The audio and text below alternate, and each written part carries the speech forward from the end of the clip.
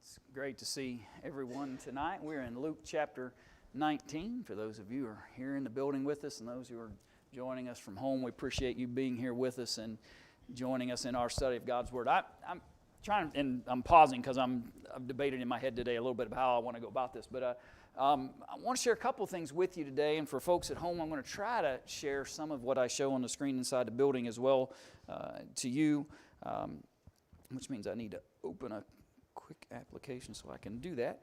But I want to think a little differently about this parable itself, though, that we're into here in chapter 19. And the more I looked at this parable, the more I thought about the fact it's one of those parables to me that you kind of got to look at. You can't, if you parse it out, if you take a snippet here and then try to say, well, what did that mean? And then take a snippet here, say, well, what did that mean? And then take a snippet here and say, well, what did that mean?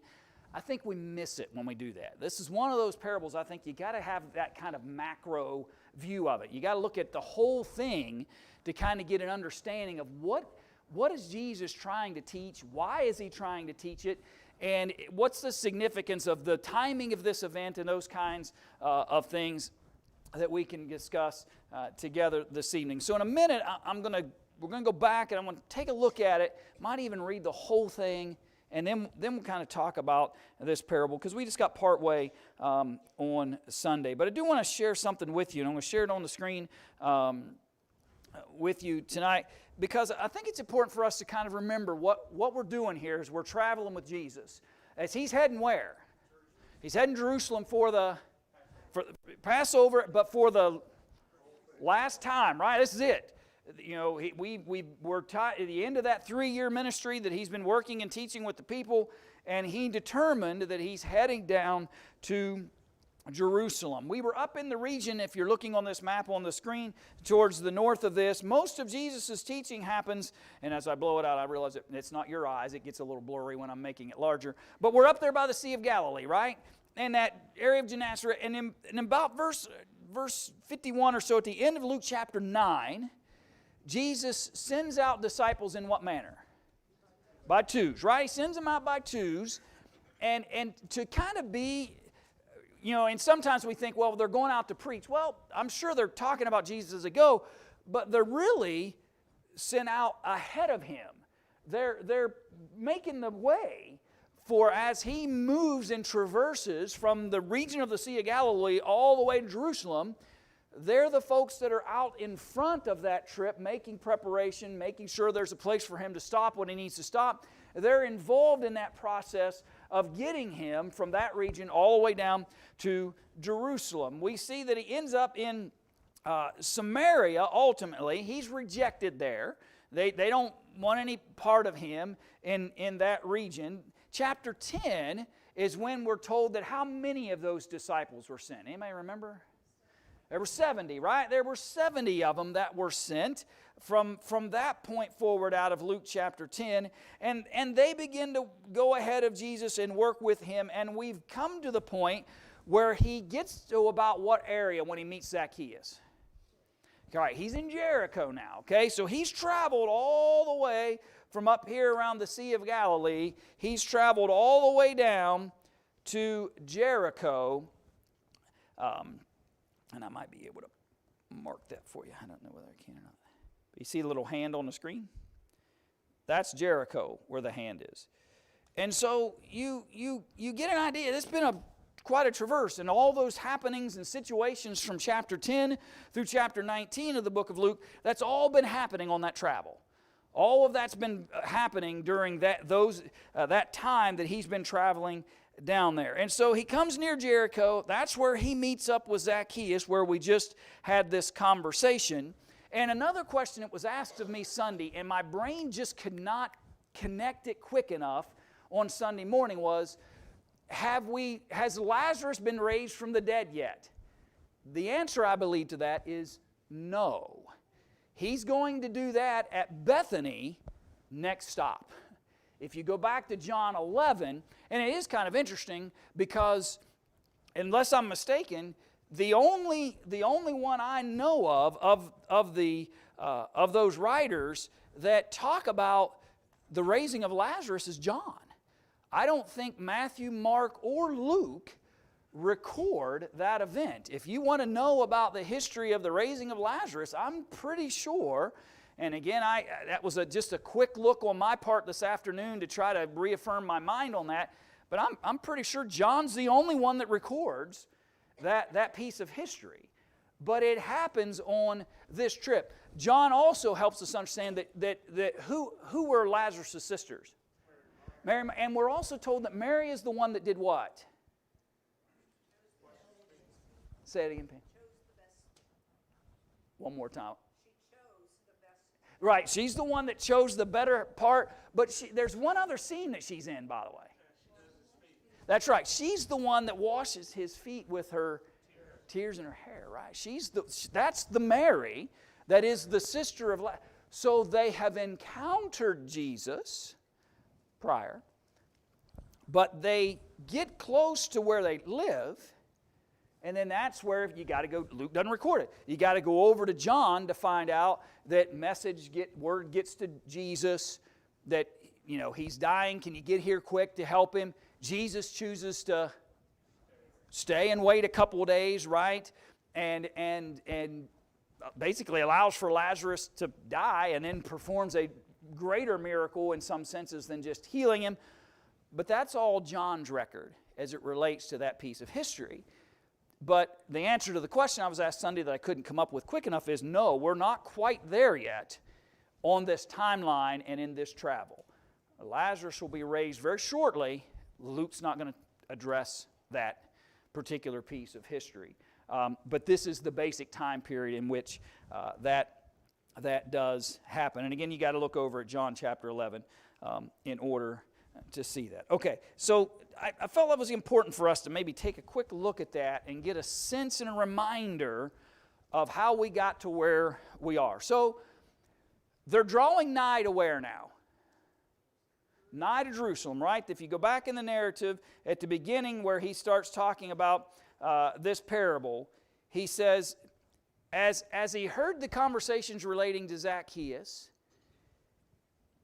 he adds and spoke a parable because he was nigh to Jerusalem and because they thought that the kingdom of God should immediately appear. That sets the stage for everything that's going to be said from that point forward in this parable. We're getting close to Jerusalem. The people that were with him had a philosophy, if you will, about what's going to happen when he gets there. So Jesus decides, I'm going to tell them a little bit about that. But I'm going to tell them a little bit about that in parable form. And so he references a certain nobleman, parable.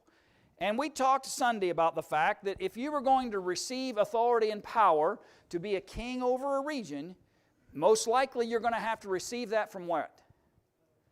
Right, from the higher authority. And you would go to that higher authority and they would bestow this power and authority, and then you would return back to rule over that region. Now the interesting part was, you've got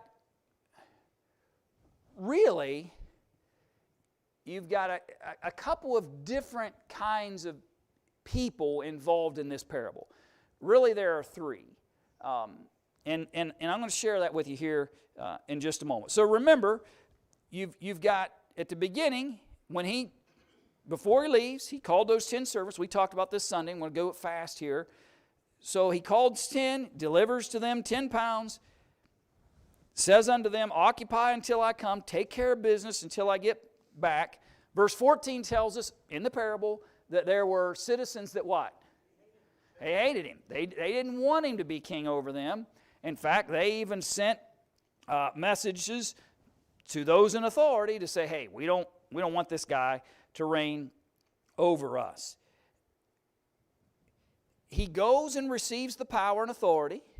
He comes back and he calls the whom?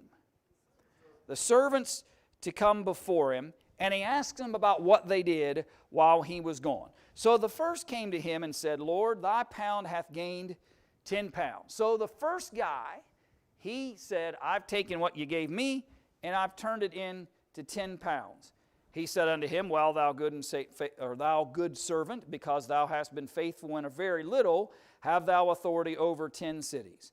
The second comes, says, Lord, thy pound hath gained 5 pounds. He said likewise to him, Be thou also over 5 cities. Another came, saying, Lord, behold, here is thy pound, which I have kept laid up in a napkin, for I feared thee, because thou art an austere. What's that mean, by the way? Stern, maybe some translations have. Exacting, okay, good word. Because austere is not necessarily a term we would use. Severe might even be part of this definition. A hard, right? Yeah, this is the imagery that he's trying to portray is that this nobleman, that it was understood that this is an exacting, severe, direct kind of leader. And thou takest up that thou layest not down, and he reapest that thou where he doesn't sow. He said unto him, Thou out of thine own mouth will I judge thee. By what you've said. You said that I'm one to be feared, that you're a severe and austere man. You've said and admitted that you know what kind of man I am, yet you haven't done anything with what I offered you. Thou knewest that I was an austere man, taking up that I laid not down, and reaping that I did not sow. Wherefore then gavest not thou my money into the bank, that at my coming I might have required mine own with usury? And he said unto him that stood by, Take from him the pound, and give it to him that hath 10 pounds. And they said unto him, what? He's already got 10.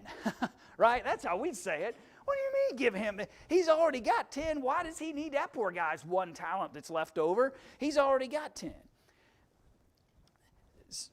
Jesus is trying to get them to understand that you don't just receive without taking accountability and responsibility for that which you have received. I'll get into that in a minute. For I say unto you that unto everyone which hath shall be given, and from him that hath not, even that he hath, shall be taken away from him. But those mine enemies, which would not that I should reign over them, bring hither and slay them before me. Now again, sometimes when we read these kinds of parables, our brains can't disconnect from the fact that he's telling a story. So not all the details have specific realities. It's a story about a nobleman who gets a kingdom. And there are 3 groups of people in that kingdom. Who are they? Did you notice who the 3 groups are? Those that have and those that have not. Sorta, but there's a little more distinguishment than that we can see out of the 3. Okay, so let's take that group first. There's a group that just rejects him. They hate him, right? And they're the ones in the last verse. Okay, they're introduced at the beginning of the parable. They hate him. They don't want anything to do with him. They even try to get him to not become king. They're brought before the king at the very end when he says, Bring those enemies before me. And what? Slay them, right?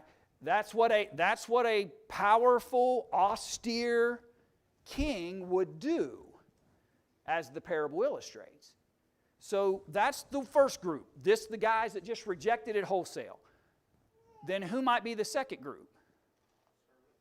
Okay, so there's a group of servants, but there's 2 different kinds of servants. Okay, ones who do and ones that don't. In other words, some of the servants, 2 specifically that are listed, took what had been offered unto them, used it wisely, produced fruit that they could then return back to the king when he returns home. The third entity in the parable, he's not an enemy, right? He's not part of that I hate you group of the beginning of the parable, but nor is he part of the group of guys that took what the king had bestowed upon them and did something valuable with it. He's the guy that didn't what? He didn't do anything, right? And the guy that doesn't do anything, in some senses, suffers the same fate as those who just reject him entirely. That's the parable. To me, that's the parable. The parable is about a king, and he's got three different kinds of people that he's dealing with. So let's parallel it. Who's the king? Jesus is the king. And on one side, he's got some people that just what? They hate him. Yep. And that's it's the world, but it's also the Pharisees, right? It's also people in positions of power and authority during his day. Yeah, just people that just, we don't want him, we reject him, he's not our king, right? Then you've got some who are followers of his, and they're not rejecting him completely across the board, but they're really not necessarily engaged in that connectivity either. The Bible will speak about hidden disciples, right? Talk about folks that didn't really want to come out of the shadows, didn't really want anybody to know, didn't really want to engage and be really connected. They weren't sworn enemies, but they weren't doing anything either. They don't gain the benefit of the king's kingdom either. Who gets the benefit? Yeah, the servants who actually received the benefit that was offered by the king and then did something with it. So those who completely reject Jesus can't have any part. Those who refuse any level of personal accountability and responsibility and do nothing, they can't gain benefit either. And as Jesus is heading into his last days and some of his last messaging, you've got this entourage of folks who, as they're heading in Jerusalem, you can almost hear the excitement. We're about to get King David back, and we're about to be a world power again, and they've got all these ideas, and basically Jesus says, no, let me tell you what's really going on here with my kingdom. There are going to be three entities: those who reject, those who embrace and do something with it, and those who accept me for who I am but don't do anything and reap and lose what had been offered to them. Go ahead, Kip. Too far, but that what you're saying ties in with what's going to happen in the rest of the chapter with the triumphal entry and the cleansing of the temple. That plays along with the idea of mentality that some have. Yeah, their misconceptions are going to be exposed pretty quickly. Well, I try not to be disconnected today about this damn story. But it's a story with a spiritual meaning. This parable presents a little bit more different than what we had. And I can follow the literal meaning of the investment in but the reward is proportionate then to what they did. Now, to put the spiritual meaning into it, you can't have proportional rewards in heaven. And this is something I have a problem with. And that's why I say I don't think that detail was relevant to the story. That's why when that parable is told in other forms, sometimes those numbers change. Sometimes the item changes. Sometimes it's a talent. Sometimes it's money. Sometimes it's, the accounting, the way Jesus uses that form of a parable varies. And I think his point with that would be not your reward is going to be, I get a greater reward because I did more than that guy. It's the other side of that conversation. Because I've been blessed with more is asked of me. Because I've been given more in Jesus' kingdom. Think about that. In earthly kingdoms, the guy that has more often does nothing, right? The guy that's got more has everybody doing it for him. But not so. And those who have greater talents, abilities, opportunities in Jesus' kingdom, they bear greater responsibility. I think that's the imagery. It's not about you're going to get more because you gave. It's about if you've been given more, If you want the reward and benefit, you've got to own that accountability. The spiritual meaning of what he's praising these different servants for. Where is the spiritual meaning? Spiritual meaning is good job. You did what you were supposed to do. You've been a good servant. Yeah, I'm simplifying it, but that's what I see. I don't see anything else with reward. No, I don't. I'm just being honest with you. I don't. All I see is just they had a they were given something. Jesus says, be accountable to that, like a king would be. A nobleman would say, be accountable for what I've given you. And when he comes back, he expects you to have been fully accountable to what you had been given based on your opportunities, your responsibilities, your talents, and be accountable to that. And I really think that's all that's there. I don't know that he's talking about degrees or amounts. No, you're fine. But could it be the judgment would be less for those who have gained more than what it would be if he's judging the one who didn't invest? If you're asking me, my answer to that is no. I don't believe there's any level of degree here. I believe it is all simply about whatever you've been given, be accountable to. And when Jesus returns, just like the nobleman, when he returns, he expects, because remember, at the end of it, he said to the guy, he said, listen, you at minimum, you could have put it in a bank and gained some interest off of it, but you didn't do anything. You sat back and did nothing. And I think that's the messaging. Do something with what God has given you so that when he sends Jesus in return, there'll be fruit, meat for your service in relationship to Jesus. You sit back and do nothing, then how can the king respect that? If you didn't even attempt to even get interest out of that little piece of money that I gave you. Again, I think that's the point. Because on the other side of that, you could also argue the fact that Jesus doesn't say, well, when the guy with 5 comes, why didn't he look at him and say, hey, I gave you the same pound, but that guy brought me 10. You go off and suffer consequence too.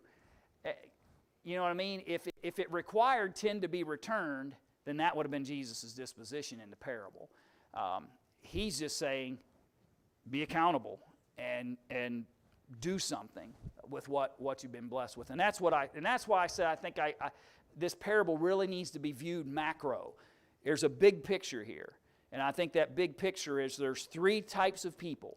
There's people who just wholesale reject Jesus. There's people who embrace him but don't do anything about it, and they don't gain the benefit. And then there's the people who embrace who he is and do something about that, and they gain the reward.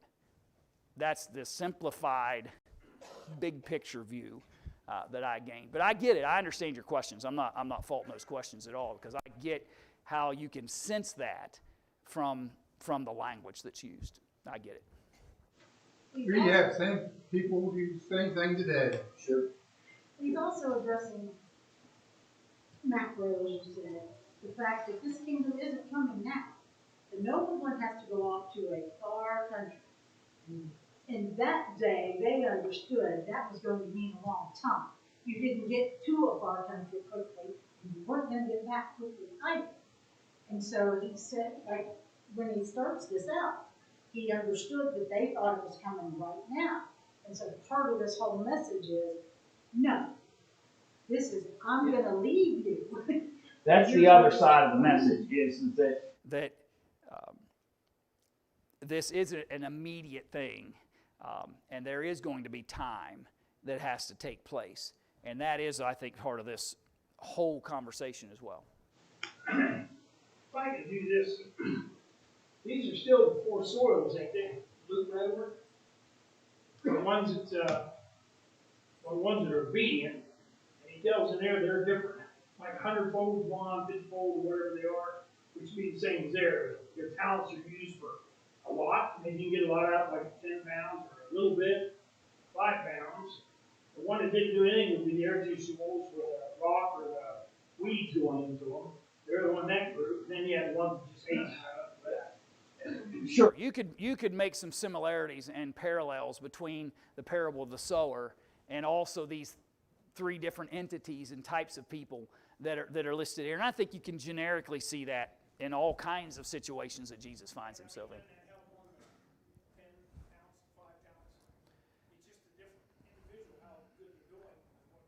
Yeah, and there may be, yeah. The rest of the Bible where it does say we all have different talents. And you're expected to do with your talent what you have, which is what they did. They did what they could, God accepted both of them. Any other thoughts? Go ahead, sir. If you don't lose sight of the fact that the start of this parable is what he has given them. And you're responsible to be just on that. So that doesn't necessarily mean a work, possibly, but what he has given you material. And it is interesting, and just dive down this for half a second, but it is interesting, think about this in compared to those other similar parables. In those parables, he gave one man 5, and another man 3, and another man 2, 1, right? But they all got the same thing in this one. They all got the same. He took 10 pounds, he took 10 servants, and he gave them all the same pound, and then they were, so it's different. And I think it's different just because it is. Just because Jesus is teaching a different moment in time, different situation, different idea that he's trying to portray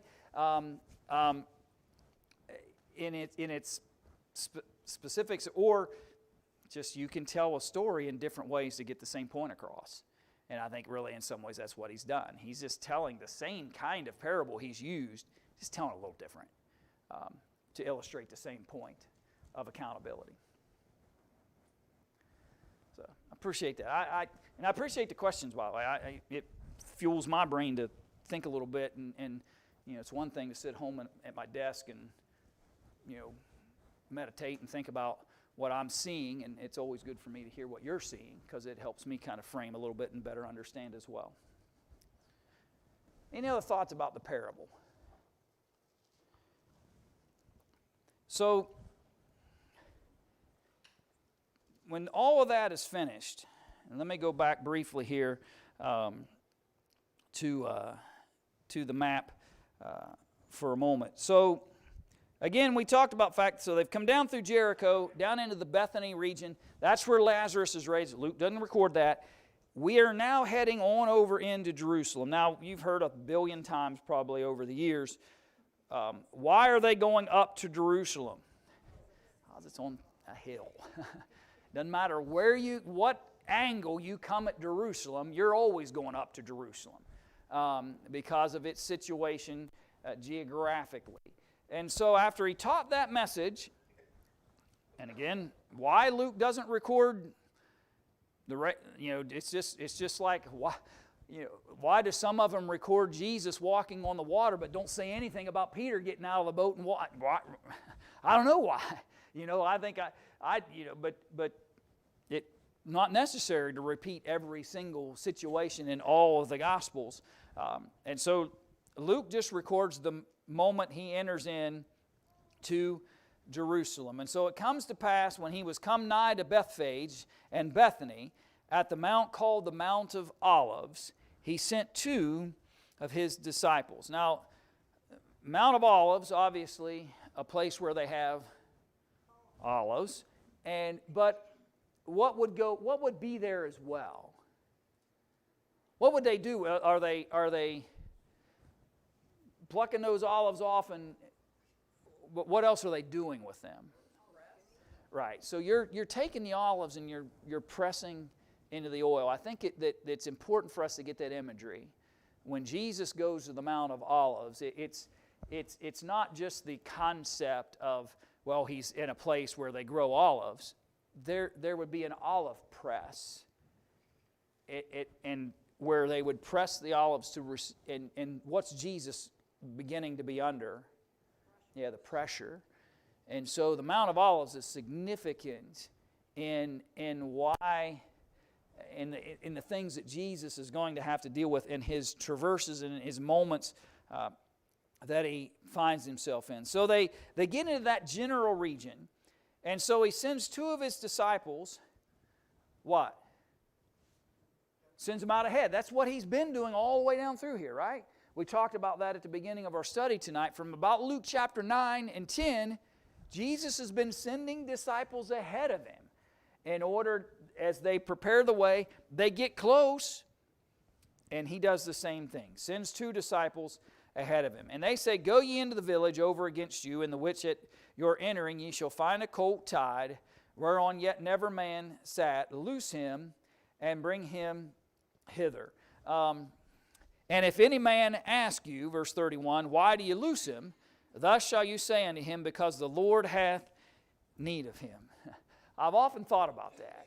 And it's interesting that, number one, this colt has never been ridden. And basically, you're going to go and you're going to find it, and you're going to untie it, and you're going to just take it. And if somebody says anything to you about it, then he says, just tell them the Lord needs it.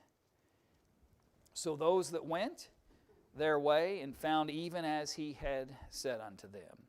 And as they were loosing the colt, the owners thereof said unto them,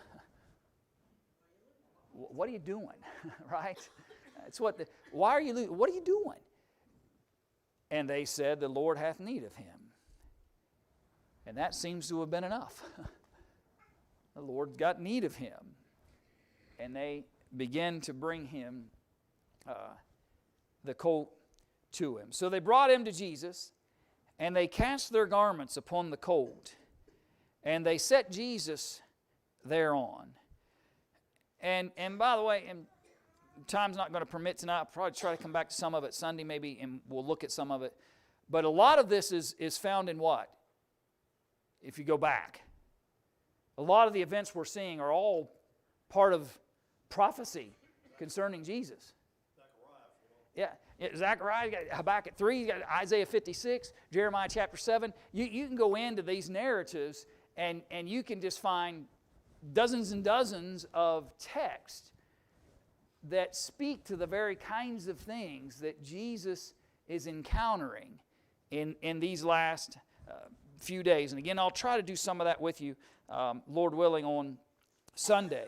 So they've got Jesus now. They take their clothes, they put that on the colt, and then as they go, they're what? All right, they're throwing those garments down in front of that colt as it walks and leads Jesus.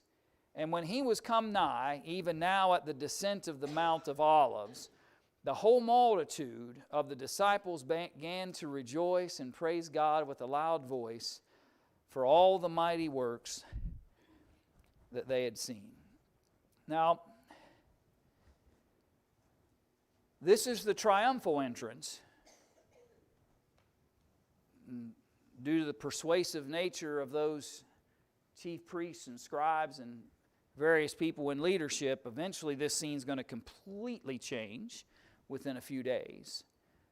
But at this moment, it's a celebration, and not just, you know. And again, I'm sure because I think we can see that in the narratives, we can read in other texts. There's a mindset of the people that we're about to get our kingdom back. That's part of it. But what's Luke specifically record that they're celebrating? Yeah, he says they're celebrating and praising his name for the mighty works that they had seen.